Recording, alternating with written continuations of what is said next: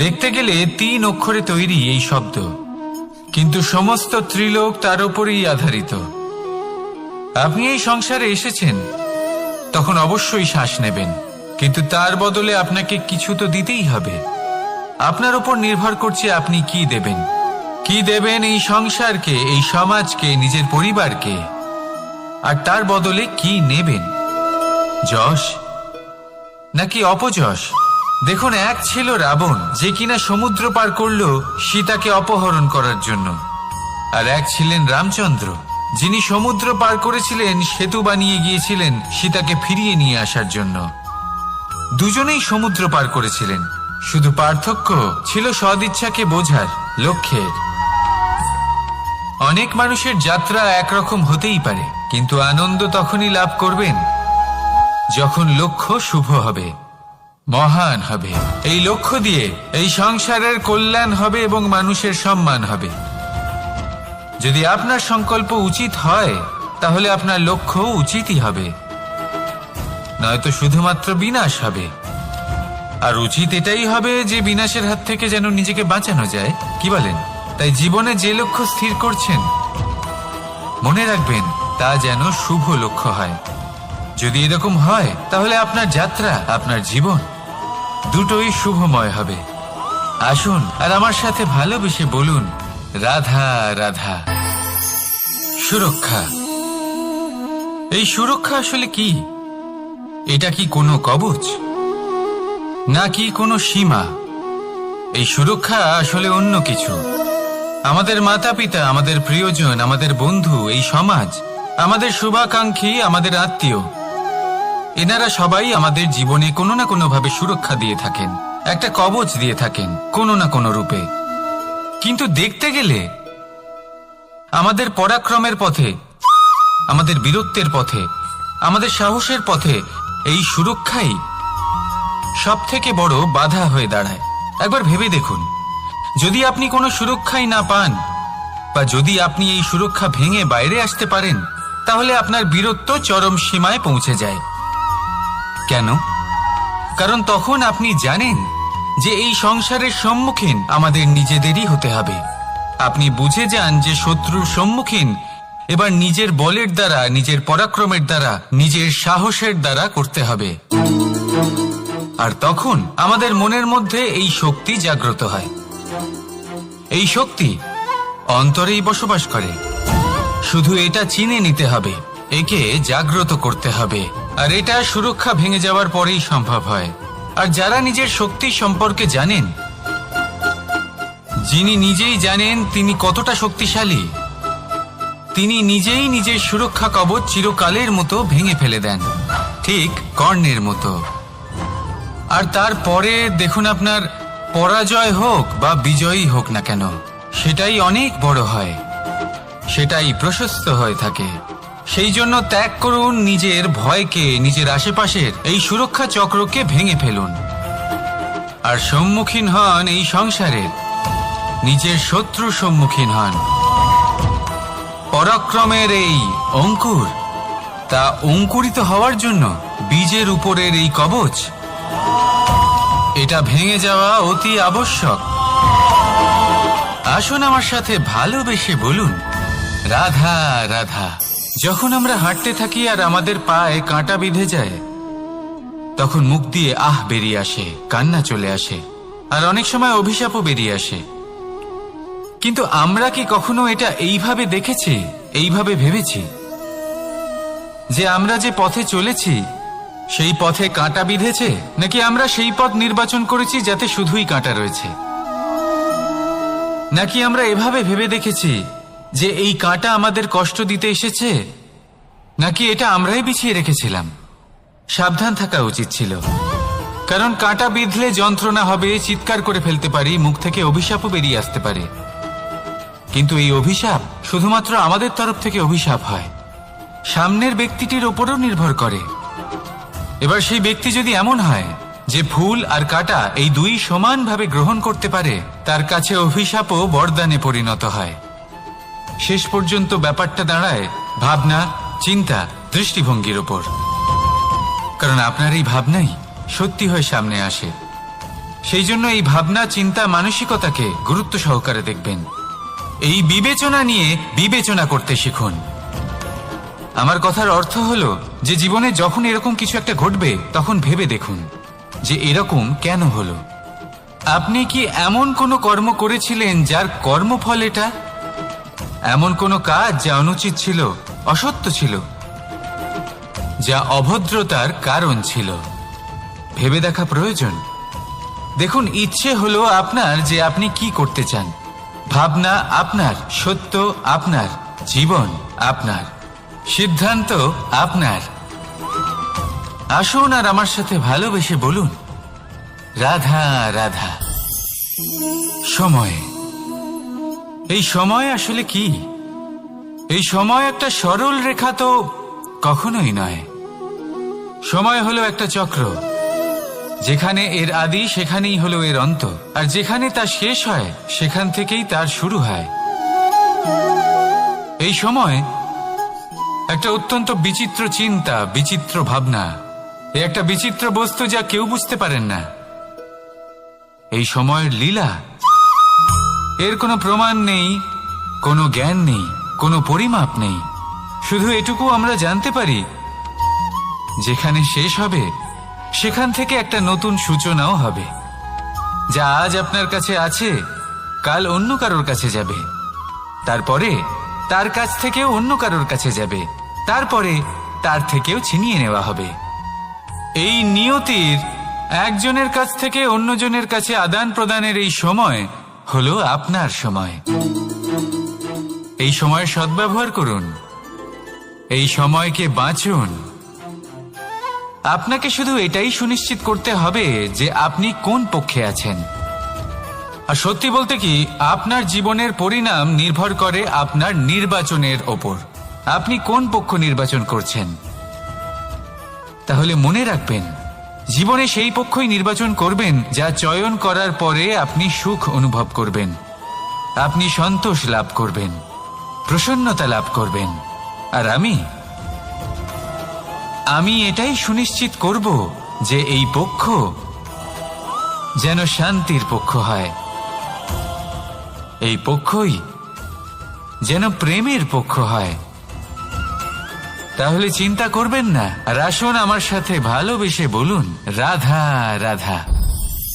দৃষ্টি আর দৃষ্টিভঙ্গি, এই সমগ্র লীলা হলো এই দুইয়ের। বিচিত্র হতে পারে, কিন্তু এটাই সত্যি। এবার আপনাকে একটা উদাহরণ দিয়ে বোঝাই। অনেক সময় আপনি কোনো ব্যক্তিকে এটা বলতে শুনবেন যে আমি আমার নিজের উপরে গর্ব করি, আমি নিজেকে নিয়ে গর্ব করি, আমি খুব ভালোভাবে আমার মা বাবার সেবা করি, ওনাদের আমি সবসময় সুখী রাখি, ওনাদের আমি একটা বাড়ি দিয়েছি, সকল সুখ সুবিধা দিয়েছি, ওনাদের জীবনে প্রত্যেক জিনিস দিয়েছি আর দেব যা তাদের প্রয়োজন। এবার আমাকে বলুন যে আপনি কে হন। আপনি হলেন সেই বীজ যা আপনার মাতা পিতা রোপণ করেছেন। আপনার মা বাবাই আপনাকে এই সংসারে জন্ম দিয়েছেন।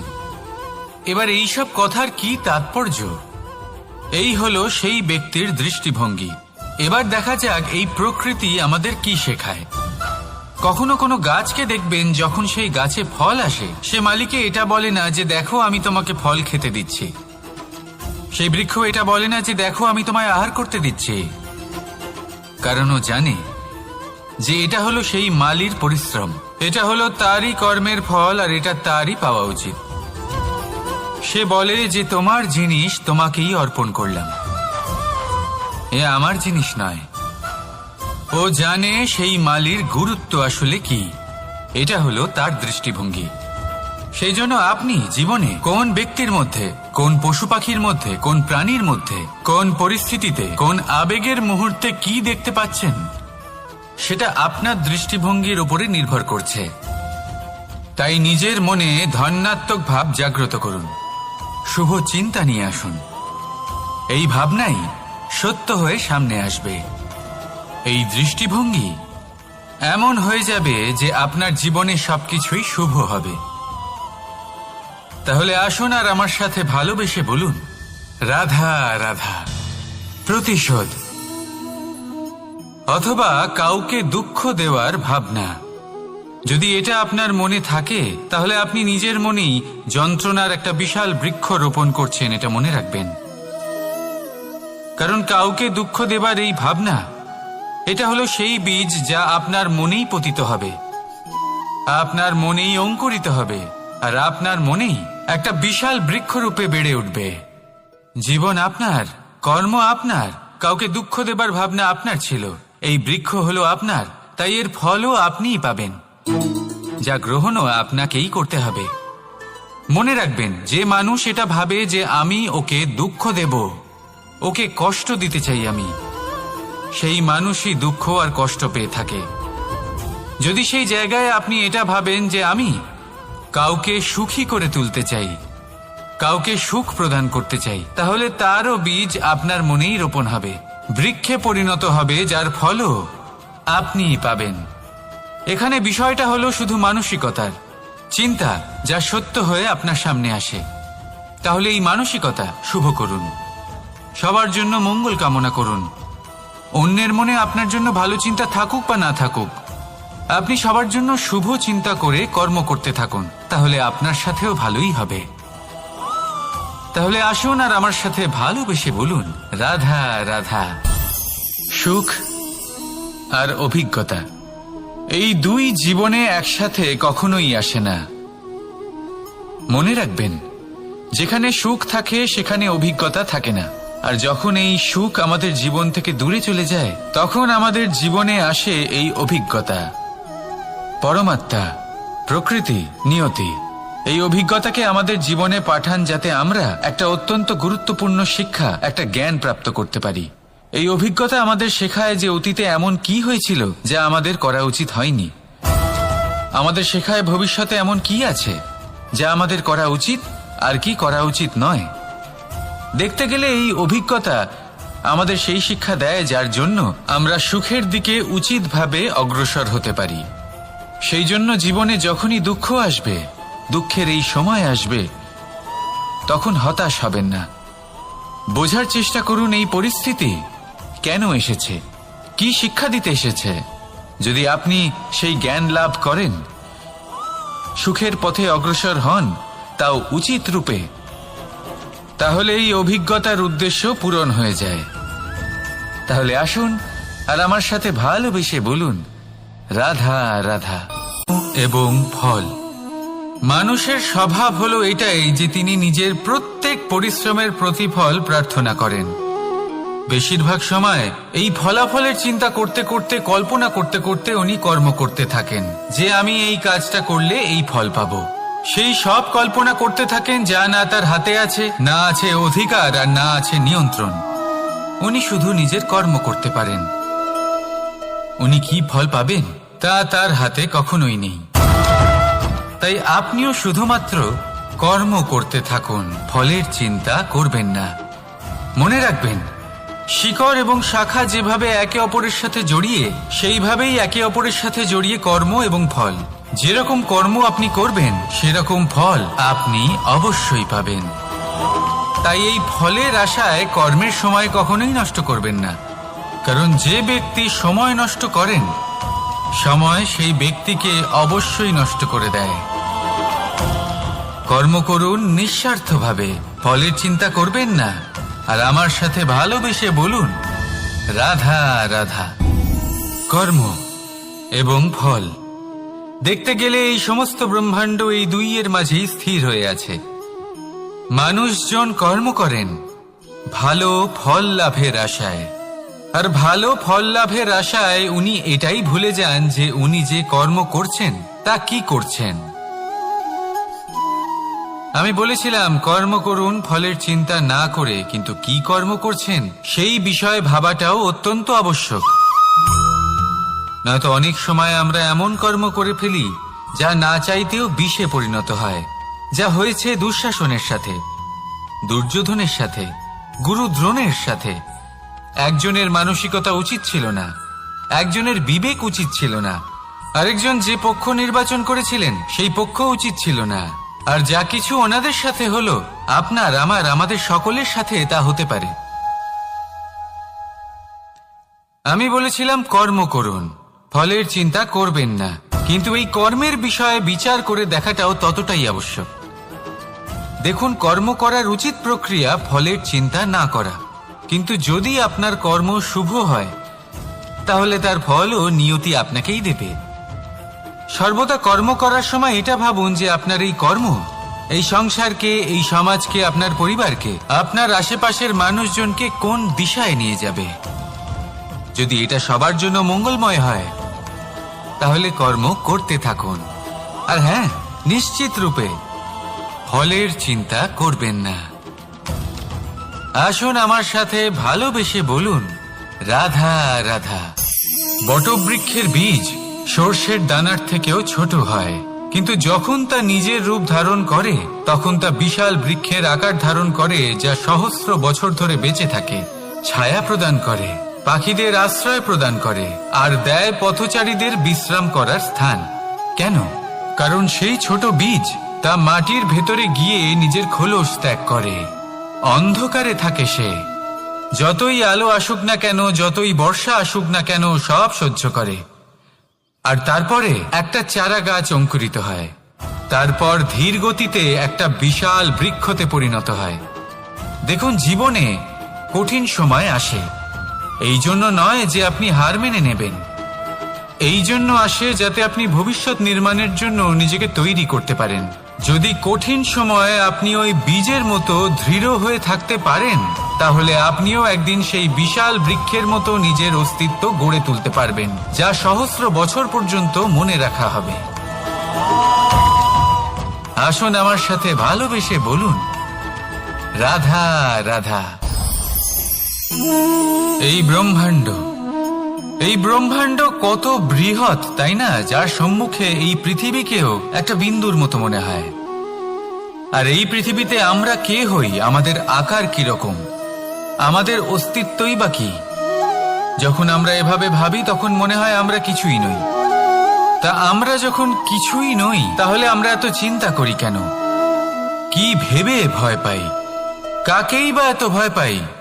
কে আমাদের মারতে পারে আর কেই বা আমাদের জন্ম দেবে? আত্মার আসলে না কখনো জন্ম হয় আর না কখনো মৃত্যু। আত্মা শুধুই শরীর বদল করে। আপনি, আমি, আমরা সকলে এই শরীর নয়, আমরা হলাম আত্মা, যা হলো পরম আত্মার পরম অঙ্গ। সেই জন্য মনে রাখবেন, বাইরের কোথাও দেখবেন না, নিজের অন্তরের গভীরে গিয়ে দেখুন, আত্মাকে উপলব্ধি করতে শিখুন। ক্লেশ, ভয়, চিন্তা, এই সব কিছুর থেকে নিজেকে দূরে রাখুন, তাহলেই উপলব্ধি করতে পারবেন পরমাত্মাকে। তাহলে আসুন আমার সাথে ভালোবেসে বলুন, রাধা রাধা। পরিবর্তন এই সংসারের শাশ্বত নিয়ম। কোনো রাজা নেই যিনি চিরকাল রাজা থাকেন, কোনো ধনী ব্যক্তি নেই যিনি চিরকাল ধনী থাকবেন। এই সংসারে সূর্যের স্থান নেওয়ার জন্য চন্দ্রিমার আগমন ঘটে। কোন স্থান যাকে পতিত বলা হয়েছিল সেখানে মহল তৈরি হয়েছে। কোন স্থান যাকে আজ মলিন বলা হয়েছে কাল সেখানে মন্দিরও স্থাপন হতে পারে। কোন ঋতু চিরকালের জন্য থাকে না, কখনো সময় চিরকাল একরকম থাকে না। আজ যে আপনার কাছে রয়েছে কাল অন্য কারোর ছিল, আজ যে আপনার কাছে রয়েছে কাল তা অন্য কারোর কাছে চলে যাবে। আপনার সাথে কিছু থাকলে তা হলো আপনার কর্ম, কিন্তু সেই কর্মের পরিণামও আপনার নয়। আপনি শুধু কর্ম করুন, বাকি সবকিছুই পরিবর্তনশীল। কিন্তু সেই পরিবর্তনকে দেখে ভয় পাওয়ার প্রয়োজন নেই, তাকে স্বাগত জানান। যদি আপনি হাসি মুখে সেই পরিবর্তনকে স্বাগত জানান তাহলে এই পরিবর্তনও হাসি মুখে আপনার সাথে থাকবে। আসুন আমার সাথে ভালোবেসে বলুন, রাধা রাধা। সঞ্চয় মানুষের যখন থেকে বোধ বুদ্ধি হয় সঞ্চয় করতে আরম্ভ করে দেন। সঞ্চয় করতে থাকেন ভোজনের, সঞ্চয় অর্থের, সঞ্চয় শক্তির। নিজের জন্য করেন, নিজের পরিবারের জন্য করেন, নিজের স্ত্রীর জন্য করেন, সন্তানের জন্য করেন, সন্তানের সন্তানের জন্য সঞ্চয় করেন। সঞ্চয় করার জন্য ওনার কাছে অনেক কারণ রয়েছে, কারণ উনি এটা ভাবেন যে এই সঞ্চিত শক্তির জন্য কেউ ওনার কোনো ক্ষতি করতে পারবে না। মানুষ ভুলে যান একটা গুরুত্বপূর্ণ কথা, এই সত্য, উনি এই সংসারে খালি হাতেই এসেছিলেন আর এখান থেকে ওনাকে খালি হাতেই যেতে হবে। যা এখানকার তা এখানেই থেকে যাবে। আর যদি কিছু ওনার সাথে যায় তা হলো ওনার কর্ম, আর কিচ্ছু নয়। তাই যদি কিছু অর্জন করতে চান তাহলে শুভ কর্ম অর্জন করুন, আত্মশক্তি অর্জন করুন, কারণ পরলোকে এটাই হবে আপনার সম্পত্তি। তাহলে কি এটা আপনি অর্জন করতে চান না? আসুন আর আমার সাথে ভালোবেসে বলুন, রাধা রাধা।